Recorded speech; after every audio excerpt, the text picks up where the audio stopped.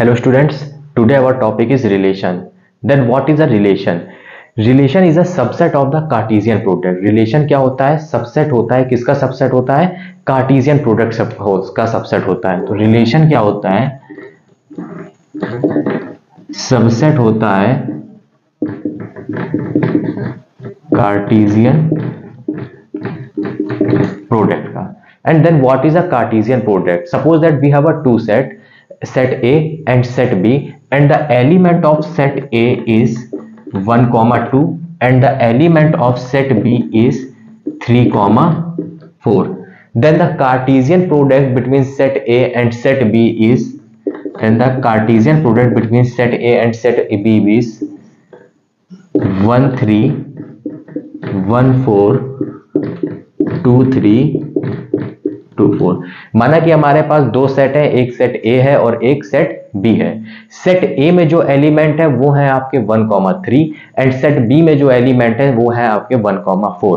तो Cartesian product जो होगा सेट ए और सेट बी के बीच का वो होगा 1, 3, 1, 4, 2, 3 एंड 2, 4. तो ये कार्टेशियन प्रोडक्ट होगा दो सेट के बीच का. और रिलेशन क्या होता है? सबसेट होता है कार्टेशियन प्रोडक्ट का.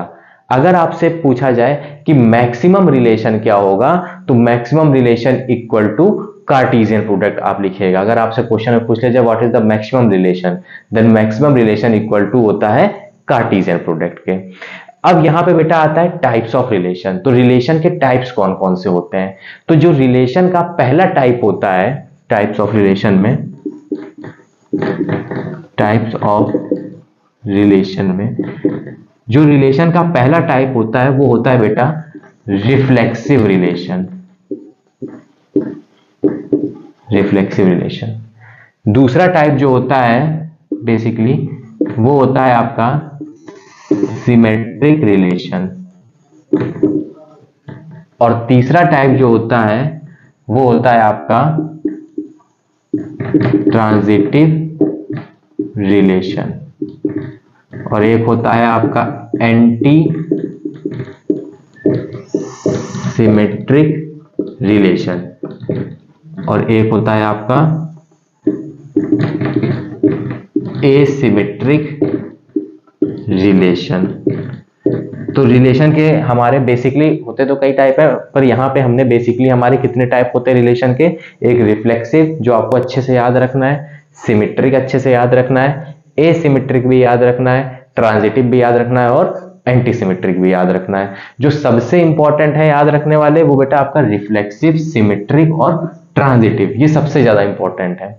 तो अब हम लोग सीखेंगे कि रिफ्लेक्सिव रिलेशन क्या होता है. A relation R on set A is said to be reflexive relation if AA belong to R for all A belong to capital A. किसी रिलेशन R को सेट A पर हम लोग रिफ्लेक्सिव रिलेशन कहेंगे अगर उस सेट के सभी एलिमेंट का रिलेशन खुद से हो जाए. कोई भी जैसे सेट है और उस सेट के सभी एलिमेंट का रिलेशन अगर खुद से हो जाए तो इस तरीके के रिलेशन को हम लोग रिफ्लेक्सिव रिलेशन कहते हैं. और प्रॉपर्टी उसकी होती है A belong to R for all A belong to capital A. Suppose that बेटा जैसे हमारे पास एक ए नाम का सेट है और उस ए नाम के सेट में एलिमेंट है 1, 2, 3 और रिलेशन जो आपका बन के आया वो आया 1, 1, 2, 2, 3, 3, 1, 2. सपोज दैट ये रिलेशन आपका बन के आया. तो इस रिलेशन को हम लोग रिफ्लेक्सिव रिलेशन इसलिए कहेंगे कि इस सेट में जितने भी एलिमेंट हैं उन सभी का रिलेशन खुद से हो गया. देखिए 1 का रिलेशन यहाँ पे 1 से हो गया. अब ये 2 एलिमेंट है, 2 का रिलेशन 2 से हो गया. ये 3 एलिमेंट है, 3 का रिलेशन 3 से हो गया.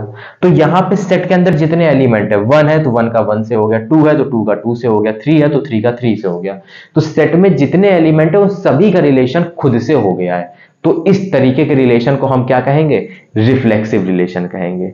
अब यहां पे बेटा अगर सपोज दैट ऐसा हो जाता है कि सेट के किसी सपोज दैट यहां पे 1 का 1 से रिलेशन हो गया, 2 का 2 से हो गया, लेकिन सपोज दैट 3 का 3 से नहीं हुआ, तो इसको बेटा रिफ्लेक्सिव नहीं कहेंगे। क्यों नहीं कहेंगे? क्योंकि रिफ्लेक्सिव रिलेशन की एक सिंपल सी बात है कि सेट में जितना एलिमेंट है उन सभी का रिलेशन खुद से हो जाएगा। तो सेट में एलिमेंट है 1 2 3, तो 1 का 1 से होगा, 2 का 2 से होगा और 3 का भी 3 से होगा। ऐसा नहीं है कि 2 का हो गया खुद से रिलेशन तो उसको हम लोग रिफ्लेक्सिव कह देंगे।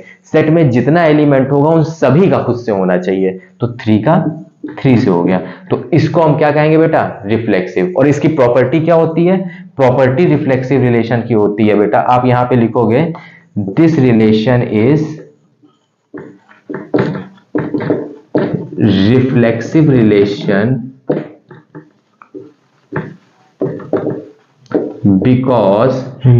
because we know that in reflexive relation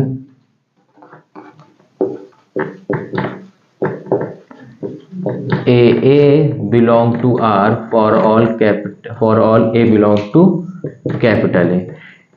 देखिए बेटा, A belong to capital A belong to R। अब यहां पे क्या मतलब है बेटा? यहां का मतलब है कि जैसे कोई भी एलिमेंट है उन सभी एलिमेंट का रिलेशन खुद से हो रहा है। देखिए A belong to R, for all A belong to capital A। ये स्मॉल a क्या है? ये सेट का एलिमेंट है। ये कैपिटल A क्या है? ये सेट का नाम है। यहां पे कैपिटल A इसलिए लिया है बेटा क्योंकि सेट का नाम हमारा क्या है? A है। अब आप इसको लिखोगे कैसे बेटा इसके आगे? Here 1 1 belong to R, 2 2 belong to R, 3 3 belong to R, for all 1 2 3 belong to capital है। अब यहां देखो, यहां पे आपको दिख रहा है 1 1 आपको R में दिख रहा है तो 1 1 belong to R, 2 2 आपको R में दिख रहा है तो 2 2 belong to R, 3 3 आपको R में दिख रहा है तो 3 3 belong to R। जहां पे जो 1 2 3 है, ये 1 2 3 जो है ये किसके एलिमेंट है? ये इस सेट के एलिमेंट है। 1 2 3 एलिमेंट है किसके? सेट A के। ठीक, तो हमने यहां पे लिख दिया for all 1 2 3 belong to capital A। तो ये बेटा आपका क्या हो गया? ये आपका हो गया क्या? ये आपका हो गया आपका रिफ्लेक्सिव रिलेशन। अब हम लोग आते हैं सिमेट्रिक रिलेशन। तो सिमेट्रिक रिलेशन की प्रॉपर्टी होती है कि अगर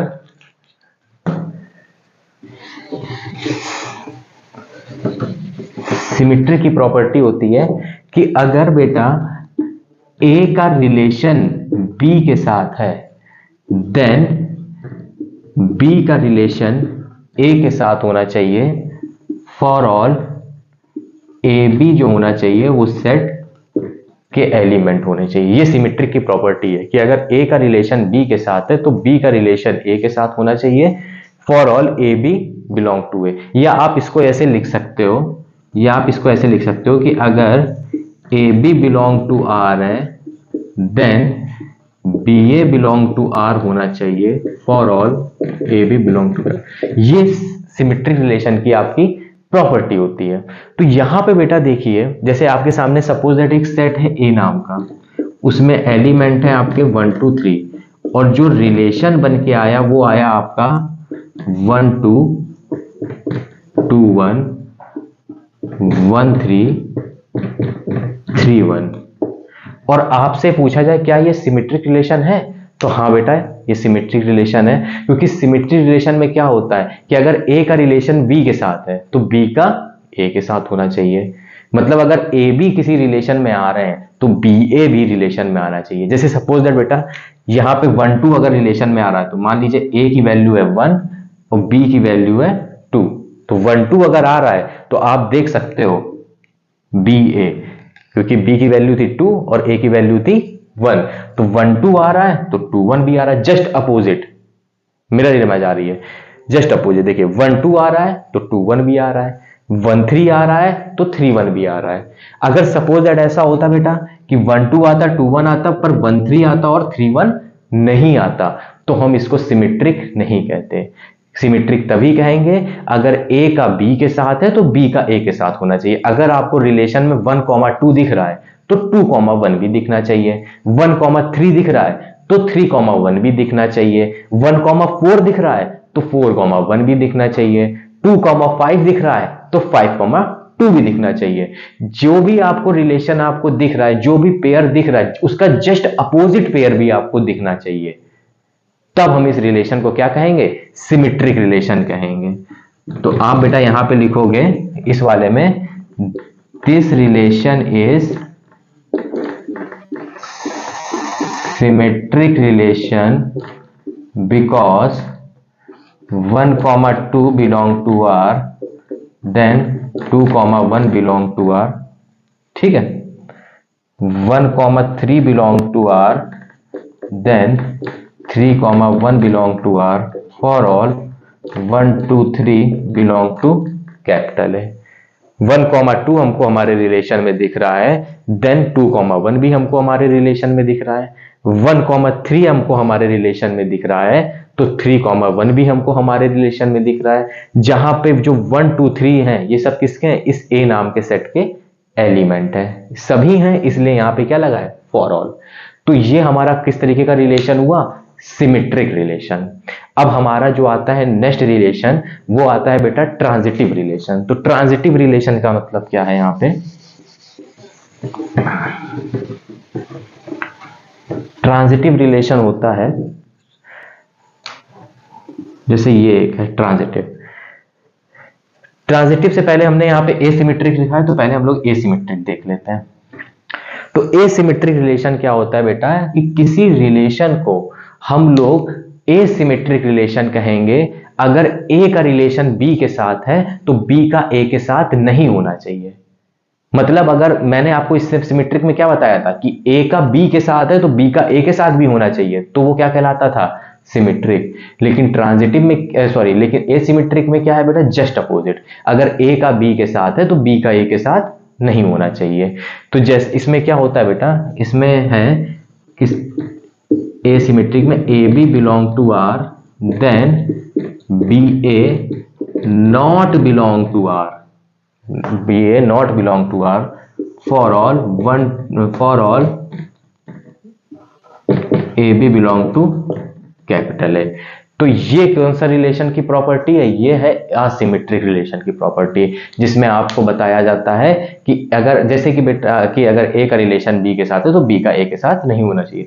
सपोज दैट अगर आपके पास एक ए नाम का सेट है, उसमें एलिमेंट है 1, 2, 3, और रिलेशन जो आपका बन के आया है वो आया है 1, 2, 3, 2, और आपसे पूछा गया है क्या ये एसिमेट्रिक रिलेशन है? तो आप कहोगे हाँ है। क्यों है? क्योंकि देखिए बेटा 1, 2 हमको यहां पे दिख रहा है रिलेशन में, बट 2, 1 नहीं दिख रहा है। 3, 2 दिख रहा है रिलेशन में, पर 2, 3 नहीं दिख रहा है। जो पेयर दिख रहा है उसका जस्ट अपोजिट पेयर नहीं दिख रहा है। तो इस तरीके के रिलेशन को हम क्या कहेंगे? एसिमेट्रिक रिलेशन कहेंगे। तो आप इसको लिखोगे, this relation is asymmetric relation because here 1, 2 belong to R but 2, 1 not belong to R। 1, 2 तो दिख रहा है आपको R में, लेकिन 2, 1 नहीं दिख रहा है, तो नॉट बिलोंग लग गया। 2, 3 belong 3, 2 belong to R but 2, 3 not belong to R। 3, 2 तो आपको रिलेशन में दिख रहा है, लेकिन 2, 3 नहीं दिख रहा है। For all 1, 2, 3 belong to capital है, जहां पे 1, 2, 3 कैपिटल ए नाम के सेट के एलिमेंट है, सभी हैं, इसलिए फॉर ऑल लगा है। तो ये आपका कौन सा रिलेशन हो गया? ये आपका हो गया एसिमेट्रिक रिलेशन। अब हम लोग देखते हैं बेटा एंटी सिमेट्रिक देख लेते हैं, देन फिर हम लोग ट्रांजिटिव देख लेंगे। तो अब हम लोग देख लेते हैं anti symmetric relation. Anti symmetric relation हमसे क्या कहता है कि बेटा किसी रिलेशन को हम लोग एंटी सिमेट्रिक रिलेशन कहेंगे अगर ए का रिलेशन बी के साथ है तो बी का ए के साथ होना चाहिए, बट कंडीशन ये होनी चाहिए कि ए इक्वल टू बी हो। ए का बी के साथ है तो बी का ए के साथ होना चाहिए, बट कंडीशन क्या होनी चाहिए? ए इक्वल टू क्या हो? बी हो। जैसे बेटा आपके सामने इसकी क्या है property? A relation is said to be anti-symmetric relation on set A if यहां पे क्या है प्रॉपर्टी कि अगर A B belong to R then B A belong to R but A equal to B. तो ए बी अगर आपको relation में दिख रहा है तो बी ए भी आपको दिखना चाहिए, लेकिन ए इक्वल टू बी होना चाहिए।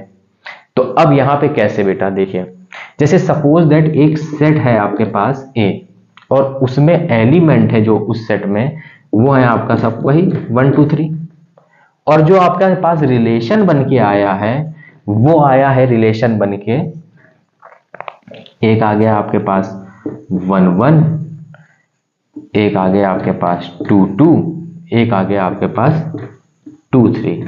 अब आपसे पूछा गया क्या ये एंटी सिमेट्रिक है, तो आप कहोगे हाँ ये एंटी सिमेट्रिक है। अब क्यों कहोगे, अब देखिए बेटा मैंने इसमें क्या कहा कि A B belong to R then B A belong to R, मतलब अगर ए का रिलेशन बी के साथ है तो बी का रिलेशन ए के साथ भी होना चाहिए, बट कंडीशन ये होना चाहिए कि ए इक्वल टू बी हो जाए। अब जैसे यहां पे देख लो बेटा, इस 1 को एक बार हमने मान लिया ए, इस 1 को हमने मान लिया बी, सेकंड वाले 1 को, तो ए बी आपको दिख गया रिलेशन में। अब इस वाले 1 को मान लिया एक बार बी, और इस वाले 1 को हमने मान लिया ए, बी ए भी दिख गया। और आप देख रहे हो ए और बी दोनों की वैल्यू बराबर है, दोनों की वैल्यू 1 है। फिर या इस वाले में देख लीजिए, जैसे ये वाला है 2, तो जैसे इस 2 को मान लिया ए और इस वाले 2 को हमने मान लिया बी, तो यहां पे भी ए की वैल्यू 2 है और बी की वैल्यू 2 है। अब नेक्स्ट टाइम में हमने इस वाले 2 को मान लिया ए, इस वाले 2 को मान लिया हमने बी, और इस वाले 2 को हमने मान लिया ए बी ए, तो ए बी भी आपको दिख गया, बी ए भी दिख गया, और देखिए ए इक्वल टू बी भी है, ए की वैल्यू भी 2 है और बी की वैल्यू भी 2 है, ए भी दिख गया, बी ए भी दिख गया और ए इक्वल टू बी भी हो गया। अब आपके दिमाग में आएगा तो क्या डिफरेंस है रिफ्लेक्सिव और एंटीसिमेट्रिक में, तो बेटा डिफरेंस ये है रिफ्लेक्सिव और एंटीसिमेट्रिक में कि रिफ्लेक्सिव में मैंने आपको बताया था कि सेट में जितने एलिमेंट हैं उन सभी का रिलेशन खुद से होना चाहिए। सपोज दैट अगर ए नाम का सेट है उसमें एलिमेंट है आपके 1 2 3, तो जो रिलेशन आना चाहिए वो आना चाहिए 1 1 2 2 3 3, और इसके अलावा और कुछ आए तो कोई दिक्कत नहीं। तो ये कम से कम आना चाहिए। देखिए सेट में एलिमेंट 1 तो 1 का 1 के साथ, 2 का 2 के साथ, 3 का 3 के साथ, किसी एक का भी रिलेशन खुद से नहीं होगा तो वो रिफ्लेक्सिव नहीं कहलाएगा। बट एंटी सिमेट्रिक में ऐसा नहीं है, अगर कुछ एलिमेंट का भी रिलेशन खुद से हो गया तो वो एंटी सिमेट्रिक कहला जाएंगे। इसमें क्या है, सभी एलिमेंट का खुद से होना चाहिए, और इसमें क्या है, कुछ एलिमेंट का ही खुद से हो जाए एंटीसिमेट्रिक में। जैसे 1 का 1 के साथ हो गया, इधर 2 का 2 के साथ हुआ, लेकिन देखिए 3 का 3 के साथ नहीं हुआ, तो ये एंटीसिमेट्रिक तो कहलाएगा लेकिन रिफ्लेक्सिव नहीं कहलाएगा।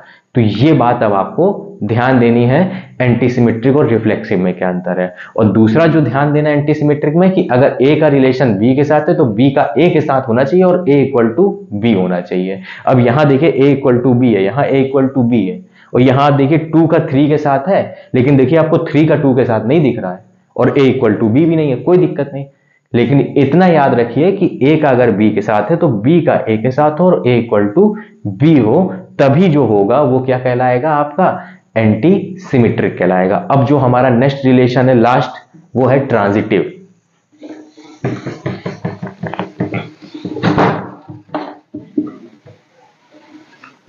ट्रांजिटिव रिलेशन क्या कहता है बेटा, ट्रांजिटिव की प्रॉपर्टी होती है a relation R on set A is said to be transitive relation if A B belong to are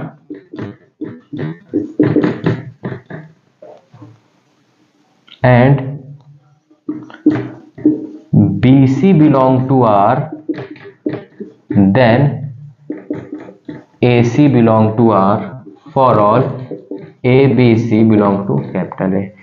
किसी रिलेशन को हम लोग ट्रांजिटिव रिलेशन कहेंगे अगर A का रिलेशन B के साथ है, B का C के साथ है, देन A का C के साथ होना चाहिए। तो हम इस तरीके के रिलेशन को क्या कहेंगे, हमेशा याद रखिए, इस तरीके के रिलेशन को हम लोग क्या कहेंगे बेटा, ट्रांजिटिव रिलेशन कहेंगे। अगर ए का बी के साथ है और बी का सी के साथ है तो ए का सी के साथ होना चाहिए, तो हम इसको क्या कहेंगे बेटा, ट्रांजिटिव। मतलब अगर ए बी आपको रिलेशन में दिख रहा है, बी सी आपको रिलेशन में दिख रहा है, तो ए सी भी आपको रिलेशन में दिखना चाहिए। तो इस तरीके के रिलेशन को हम क्या कहेंगे, ट्रांजिटिव कहेंगे। जैसे कि बेटा यहाँ पे एक एग्जाम्पल से बता देता हूं, एक ए नाम का सेट है, उसमें एलिमेंट है 1 2 3, और रिलेशन जो आपका बन के आया वो आया 1 1 2 2 3 1 3। अब आपसे ये पूछा जाए कि क्या ये ट्रांजिटिव है, तो आप कहोगे हाँ ये ट्रांजिटिव है। क्यों है बेटा? क्योंकि आप यहां पे देख सकते हो कि ए का बी के साथ है, बी का सी के साथ है, तो ए का सी के साथ भी है। देखिए यहां पे जैसे मान लिया बेटा कि ए की वैल्यू 1 है, मान लिया बी की वैल्यू 2 है, तो ए का बी के साथ है। अब आगे हमने क्या माना था, बी की वैल्यू 2 है, तो यहां 2 के नीचे क्या लिखेंगे, बी की वैल्यू 2 है, तो 2 के नीचे हमने बी लिख दिया। और मान लिया बेटा कि सी की वैल्यू क्या है, 3 है, सी की वैल्यू 3 है, तो 3 के नीचे हमने सी लिख दिया समझाने के लिए आपको। अब देखिए बेटा ए का बी के साथ है, बी का सी के साथ है, तो देखिए ए का सी के साथ, ए का सी के साथ क्या बना 1,3 बना, तो 1,3 ए का सी के साथ भी आपको इसी रिलेशन में दिख रहा है। समझ गए?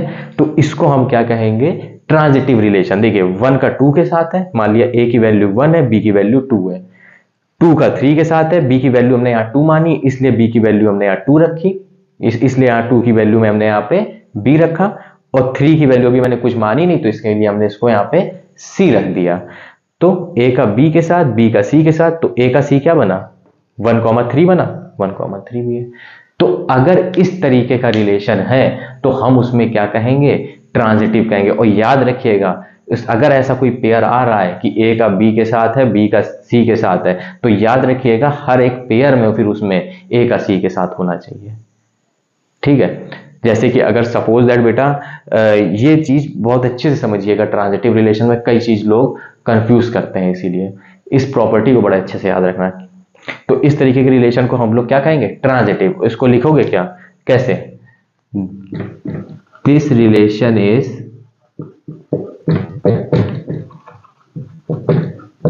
Transitive because 1 2 belong to R, comma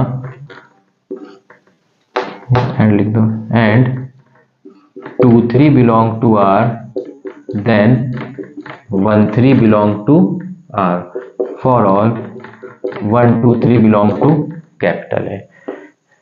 तो इस रिलेशन को हम लोग क्या कहेंगे, ट्रांजिटिव रिलेशन कहेंगे। तो बेटा हम लोगों ने बहुत अच्छे से पढ़ा रिफ्लेक्सिव क्या होता है, कि जब सेट में जितने एलिमेंट हो उन सभी एलिमेंट का खुद से होना चाहिए रिलेशन, तो उसको हम क्या कहते थे, रिफ्लेक्सिव कहते थे। सिमेट्रिक में क्या था बेटा, कि अगर ए का रिलेशन बी के साथ है तो बी का ए के साथ होना चाहिए। जैसे सपोज दैट आपके रिलेशन में 1 2 है तो आपको 2 1 भी दिखना चाहिए, 3 2 है तो 2 3 भी दिखना चाहिए, तो इसको हम सिमेट्रिक कहते थे।